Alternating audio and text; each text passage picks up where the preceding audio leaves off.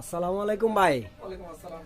এইখানে আপনার এই যে এত কিছু দেখা যাচ্ছে, এরপরে নিচে এতগুলা ব্যাটারি দেখা যাচ্ছে, আবার একটা ইনভার্টার দেখা যাচ্ছে। তো এইখানে ভাই আসলে এটা কি করা হইতেছে? এখানে আপনি এটা কি সিস্টেম আবিষ্কার করলেন ভাই, একটু যদি বলতেন। আসলে ভাই এখানে আমার এক বন্ধু ওই উনি কিছু সোলার লাগাইছে। ওনার একটা কাপড়ের দোকান, সব সময় 2-250 লুট থাকে, সব সময় সকাল থেকে 8টা থেকে লুট থাকে। তে ওই কি করছে, নিজের ব্রেনেই সোলার কিনে নিয়ে এসে 12 ভোল্ট।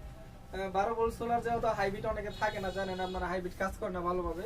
তো এই কি করছে, অ্যানালগ সিস্টেমেই ওই দুইটা ব্যাটারি আর আইপিএস আছে, এই সিস্টেমেই ওই কারেন্ট তৈরি করছে।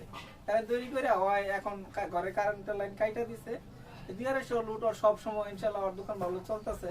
তো এটা আর কি অ্যানালগ পদ্ধতিতে একটা জিনিস ভালোই এখনই করছে, যত বিল আইতো 2,000 টাকা, এখন আর বিলটা আসবে না। এটাই